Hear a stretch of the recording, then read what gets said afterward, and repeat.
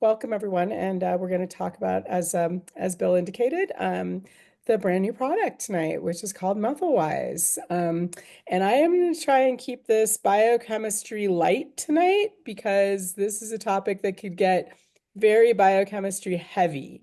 We're going to start here with what is methylation? Other than a long word, methylation is a really important biochemical process that is happening in your body all the time, like literally millions and millions of times per second in a vast number of your cells. It is essential, and I will talk about this in a little bit more depth, for a huge number of bodily functions, and is something that is really, truly critical for our health. So why is methylation important, and what are the things that it is contributing to in the body?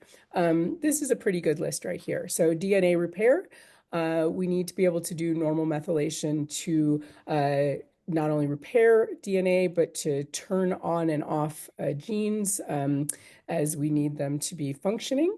For processes of detoxification, so methylation is really critical to supporting what your liver does in eliminating and processing toxins. Those are both toxins that you create internally as well as toxins that you encounter in the environment.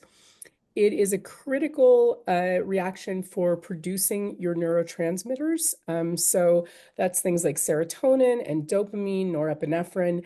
And because it is so critical for production of neurotransmitters, it's very important for regulating brain health and has an impact on mood. Energy production, critical here as well, plays a role in mitochondrial function and in the production of our energy currency of the body, which is ATP. Also regulation of the immune system. So methylation plays a role in immune system modulation. Really critical for heart health. I think that's right on the label of the product. This is one of the most important regulatory processes in the body, is the regulation of something that we call homocysteine, which is important to multiple areas of heart and cardiovascular health.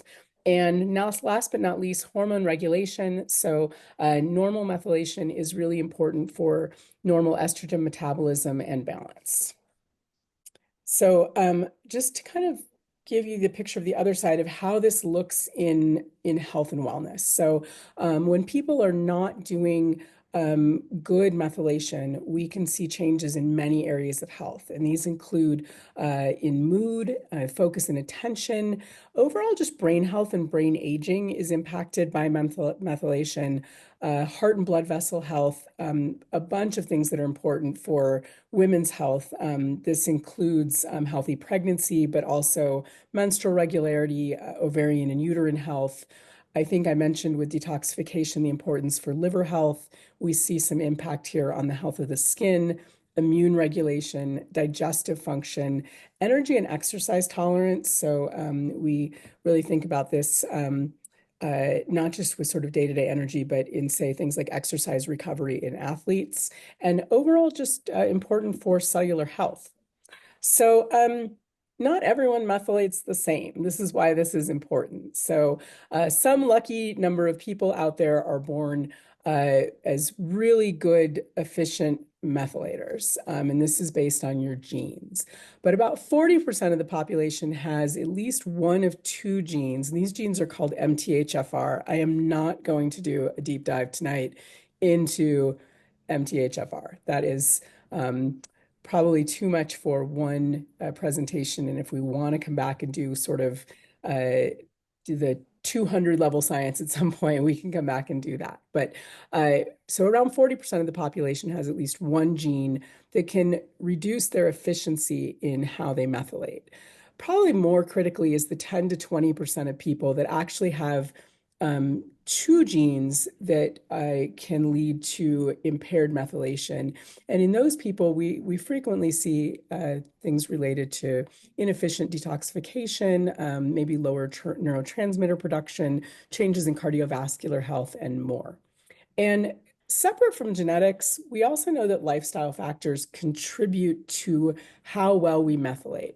In particular, things like poor quality diet, increased stress, and excess exposure to toxins can further impair methylation, even in people without genetic mutations. So Probably where this happens the most, though, is in those people who have that one genetic defect, and then maybe they're super stressed and eating a really poor diet, and now they're going to show some challenges where they might not have shown challenges before. So, how do we support healthy methylation?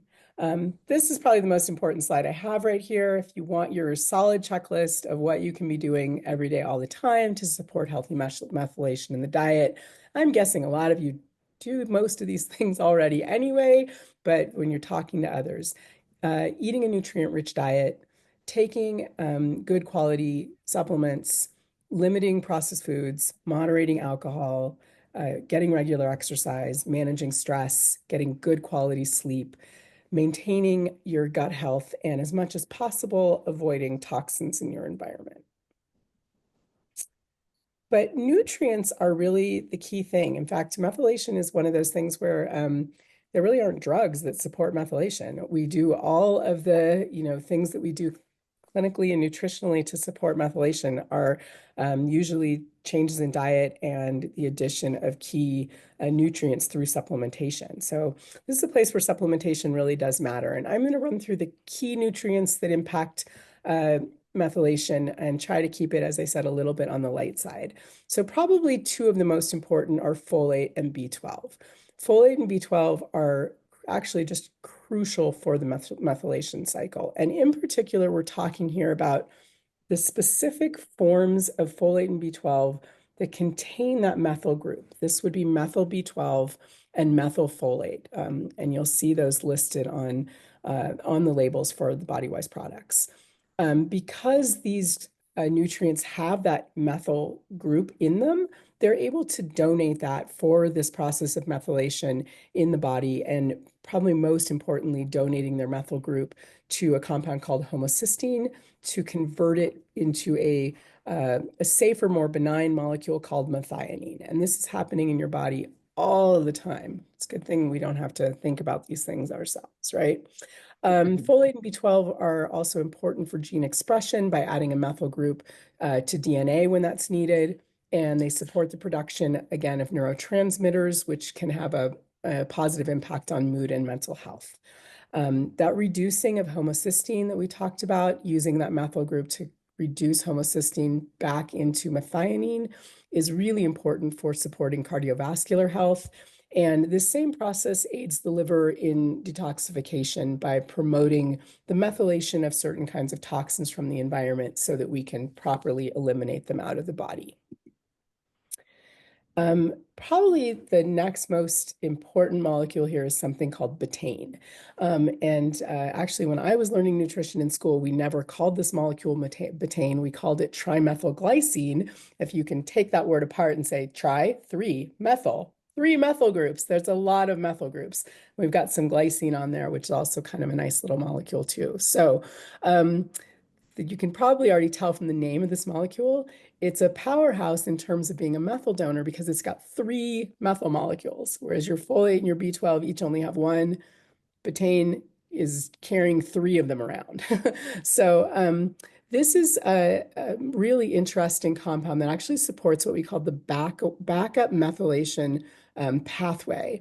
This has a long name called the betaine homocysteine methyltransferase pathway. I told you this could turn into a biochemistry method very quickly, but I think most people can remember a backup methylation pathway more easily. This acts as truly as a backup system when you don't have enough active B12 and folate in the body. It is a secondary pathway by which the body can complete all of these important chemical reactions.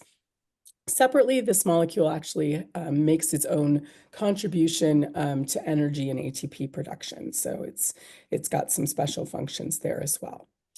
And a few other nutrients of note. Riboflavin, vitamin B2, acts as a cofactor for an enzyme in the body that converts dietary folate to methylfolate. So in our supplements, we can just give methylfolate folate in food comes in all kinds of forms, and you can just remember that riboflavin can help take that folate from food and convert it to that active methylfolate form that you can use for methylation.